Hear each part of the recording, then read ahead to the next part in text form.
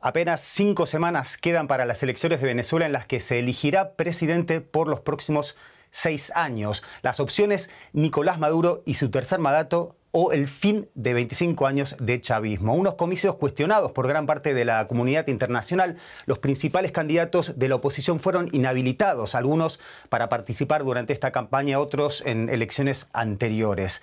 Y para hablar al respecto tenemos el gusto de compartir pantalla con Félix Seijas. Él es analista político, profesor de la Universidad Central de Venezuela y director de la encuestadora Delfos. Bienvenido a la entrevista aquí en DW. Mi nombre es Leandro Fest. Muchas gracias, señor Seijas, por ofrecernos su tiempo. Gracias a ustedes por el contacto. Falta poco más de un mes para las elecciones y ya se libró una guerra de encuestas que no hace más que escalar. En los últimos días pasamos de cifras que daban una clara ventaja para el candidato opositor Edmundo González Urrutia, pero también vimos otras que auguraban 6 años más de Maduro. ¿Cómo garantizan las encuestadoras la imparcialidad y la exactitud de los datos recopilados en un entorno político tan polarizado como el de Venezuela? Bueno, es común que al acercarse un proceso electoral, pues las encuestas, empieza esta especie de guerra de encuestas, ¿no? En este momento en Venezuela es muy claro que esto está ocurriendo de una manera bastante abierta, de hecho, ¿no? Ahora, lo principal es ver las empresas que tienen tiempo en el mercado, las empresas que tienen ya una trayectoria comprobada y otras números que están saliendo de empresas que nadie conoce, de empresas fantasma, digamos, ¿no? Entonces, quizás ese es un buen indicador para saber qué cifras pueden terminar siendo cifras más serias que otras. Señor Seijas, cuando lo presentaba y hablaba de Maduro o el fin del chavismo, me refería concretamente a que la oposición no es probablemente la que quiere, sino la que le dejan ser, y lo digo específicamente por las trabas sistemáticas del oficialismo en Venezuela para permitir la inscripción de candidatos opositores. A pesar de este contexto desfavorable, ¿cuál es la clave que le daría posibilidades de llegar al poder a la oposición y qué tan importante es en este sentido el respaldo de María Corina Machado? El respaldo de María Corina es importantísimo porque ella en este momento es asumida por la gente como la líder de la oposición, porque ganó una primaria, hubo un evento, una primaria unitaria que rescató esa idea de unidad y ella terminó ganando ese evento y lo ganó por un margen bastante importante. Entonces ella pasó a ser a partir de ese momento el gran referente. Ella fue inhabilitada, no la dejaron inscribirse. Después se buscaron otras alternativas que también fueron bloqueadas por el gobierno. Finalmente hay una alternativa y ella está haciendo campaña por esa alternativa. Esto era clave y esto ya ha ocurrido. La masa de votos a favor de la oposición es importante, es grande, ya eso es una realidad. Ahora el gran reto es crear un aparato de cuidado del voto que sea suficientemente sólido como para que el día de la elección, bueno, esto funcione de manera correcta. Eso hay pasos, también había dudas si esto se podía lograr o no en un ambiente primero de persecuciones que ha venido ocurriendo de manera sistemática, en un ambiente donde las principales figuras opositoras están en el exilio, pero hasta este día y de manera quizás sorpresiva, pero se ha logrado. Es decir, este aparato de cuidado del voto va en buen camino, faltando apenas 4 o 5 semanas para la elección, pues ya está prácticamente conformado, ¿no? Lo que hay es que terminar de cuidarlo para que continúe así hasta el día de la elección. Corina Machado atrayendo votos, pero el candidato es González Urrutia. Y más allá de su carrera como diplomático, a González Urrutia se le recrimina su falta de experiencia en cargos públicos de alto nivel. ¿Qué tan preparado estaría González Urrutia para liderar un país como Venezuela sin una trayectoria consolidada, digamos, en la administración pública? Bueno, esto no sería la primera vez que ocurre en el mundo, es decir, esto puede terminar siendo un factor que afecte a la gente o que haga que la gente sienta que no debe votar por él. No, aquí el problema y la polarización, la gran polarización que existe es con la continuidad del gobierno o no la continuidad del gobierno, y hacia eso es que la gente se ha enfocado. Es decir, independientemente, estamos en un caso atípico en Venezuela, primera vez que sucede que hay un candidato, pero quien hace realmente la campaña fuerte es otra persona. La gente ha entendido el por qué esto sucede. Entonces, el tema de experiencia o no experiencia, bueno, pasa en un segundo plano cuando la gente piensa en ir a votar. Pero más allá de eso, Edmundo es una persona con larga trayectoria diplomática, es decir, tampoco es una persona que está saliendo de la nada en el mundo político, ciertamente no es político, pero tendría además alrededor de él todo un aparataje importante de personas con mucha experiencia en estos temas. Hace unas 3 semanas el chavismo retiró la invitación a la Unión Europea para que oficie como observador de las elecciones, lo que naturalmente genera dudas sobre la transparencia de los comicios. ¿Tiene la oposición la infraestructura necesaria para fiscalizar los resultados del 28 de julio, teniendo en cuenta la gran maquinaria electoral del chavismo? Sí, es lo que hablaba hace un rato, ¿no? Que ese era uno de los grandes retos o el gran reto en este instante de la oposición, cómo terminar creando esa estructura de cuidado del voto. Ha avanzado a pasos gigantescos, mucho más rápido de lo que muchos esperaban, ¿no? Es decir, esto es algo que está caminando, esto es algo que está sucediendo.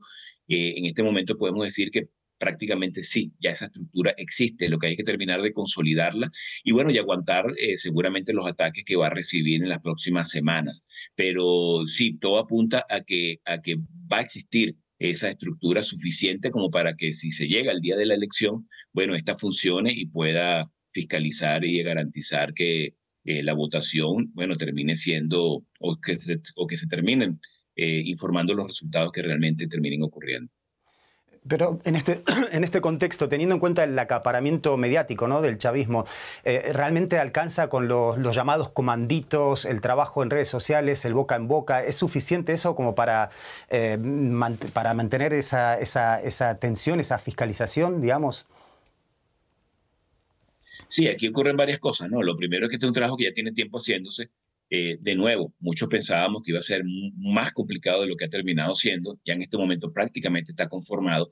El tema de la censura es un tema interesante porque existe de manera importante en Venezuela, pero dentro de lo negativo, lo positivo es que no es algo nuevo, es algo que ya tiene muchos años ocurriendo y esto ha hecho que, primero, las organizaciones que deben comunicar, pues se hayan mutado y se hayan preparado para poder informar en un ambiente descensurado. Y también, por otro lado, la población, bueno, también sabiendo que está en un ambiente censurado, a lo largo del tiempo ha venido creando sus propios sistemas de información para informarse, es decir, saben a qué acudir, saben qué leer, saben qué no leer para terminar informándose. Esto agiliza un poco más que la información corra a aguas abajo. Entiendo perfectamente. Este jueves 20 de junio, 8 de los 10 candidatos, incluido Maduro, firmaron un acuerdo en el que se comprometen a reconocer y respetar los resultados del 28 de julio. ¿Qué necesidad había de firmar un nuevo acuerdo sobre algo que ya estaba contemplado, pactado en el acuerdo de Barbados entre la coalición opositora y el chavismo en octubre de 2023? ¿Por qué González Urrutia y Enrique Márquez fueron los únicos que no lo firmaron? Bueno, porque de nuevo, ¿no? Estamos en un ambiente en el que a lo largo de los años, pues hay acuerdos que no se cumplen, ¿no? Este sería un acuerdo porque se va a pensar que este acuerdo sí se va a cumplir. Además, te están llevando a firmar un acuerdo para respetar resultados en un ambiente en el que no están viniendo observadores, en un ambiente en el que están ocurriendo cosas que, bueno, hacen pensar todo lo contrario, es decir, hacen pensar que no va a ser una elección justa. Entonces, firmar un acuerdo de ese tipo en este momento es prácticamente firmar tu sentencia, ¿no? Es Mm. prácticamente firmar un acuerdo en el que tú vas a reconocer algo que sabes que no viene bien. Entonces, sí, es simplemente un acuerdo sobre acuerdos y sobre otros acuerdos que simplemente se sitúa sobre una cantidad de papeles que han sido firmados y no han sido cumplidos, ¿no? Entonces, y más aún, de nuevo, cuando estás en un ambiente en el que no se están aceptando observación internacional, se están poniendo trabas importantes en este sentido. Hablando de papeles, le quiero hablar de un papel muy grande, justamente el llamado tarjetón, que es esa tarjeta electoral en la que Maduro aparece 13 veces, una cosa que no se explica, aparte en una foto muy bien, la que sale mejor que todos los otros candidatos, aparece en un tercio de las fotos de esa tarjeta electoral, mientras su principal rival solo 3 veces. ¿Está haciendo algo para explicar al electorado cómo votar? Sí, se está haciendo un trabajo impresionante en este sentido, ¿no? Por supuesto que esto ha venido teniendo un efecto importante que hemos estado midiendo en los estudios, Podemos decir que sí hay un porcentaje de votos que se pierde por la confusión del tarjetón, pero ese porcentaje está alrededor de un 3-4%. Eh, Siendo tan grande la diferencia de votos que hay entre una opción y otra, ese porcentaje no termina siendo importante a la hora de pensar que se puede terminar perdiendo por ese motivo, ¿no? Pero claro, el trabajo del gobierno viene siendo de manera sistemática ir rebanando votos a la oposición. Esta es una de esas cosas, ¿no? Tenemos un tarjetón que incluso cambió desde la última vez ahora, ¿no? Normalmente el nombre estaba ubicado arriba, ahora el nombre se ubica abajo, es decir, hay una serie de factores allí que confunden. Hay otras tarjetas de partidos que incluso los nombres aceptaron cambiarse por nombres que terminan en unidad, con el color azul, que es el que representa la unidad. Es decir, el tarjetón tiene una serie de factores para confundir, ¿no? Pero de nuevo, se ha hecho un trabajo importante de información. Este trabajo ha funcionado hasta ahora, por lo menos eso es lo que indican. Dos preguntas antes de terminar. Con los antecedentes del Tribunal Supremo de Venezuela inhabilitando candidaturas con argumentos al menos cuestionables, ¿teme usted que todavía pueda darse ese caso? Sí, eso puede ocurrir, ¿no? Uno supone un gobierno levantándose todos los días y viendo en la pizarra cómo van los números, ¿no? Qué tanta posibilidad tienen ellos de alcanzar los números que necesitan para el día de la elección. En la medida en la que esto no pueda ocurrir, en lo que sientan que no puede ocurrir, una de las posibilidades es que ataquen, bien sea la tarjeta o bien sea el candidato, es decir, que terminen inhabilitando alguna de las dos. El mayor daño sería ir contra la tarjeta, porque ya a estas alturas la tarjeta va a estar allí todavía, con la cara de Edmundo González incluso, y ya ha habido un esfuerzo importante en un ambiente censurado de comunicar a la gente que hay que votar en esa tarjeta. Entonces, la cantidad de nulos que van a ocurrir si esto llegase a suceder, bueno, va a ser altísima. No hay tiempo ya para comunicarle a toda la población algún cambio de mecanismo de votación. Estamos a 4 o 5 semanas de la elección. Si esto llega a ocurrir dentro de 1 o 2 semanas, bueno, no va a quedar tiempo suficiente para informar. Se iría una cantidad de votos suficientemente grande por la vía de voto nulo, suficientemente grande como para que la elección para la oposición pase a estar en peligro. Una última pregunta, en caso de que Edmundo González efectivamente gane las elecciones, ¿confía en que el chavismo le deje asumir? Y una pregunta más, en caso de que así fuera, de que asumiera, ¿le permitiría gobernar? Bueno, si llegase a ocurrir una victoria de Edmundo González y el gobierno reconocerla, ahí es cuando empieza el camino difícil, digamos, ¿no? Porque, bueno, primero, el resto de las instituciones del Estado están en manos del chavismo, el Tribunal Supremo de Justicia, la Asamblea Nacional. Entonces, aquí tendría que empezar un periodo de negociación y de acuerdos muy frágil, muy importante. Aquí podrían suceder diferentes cosas, ¿no?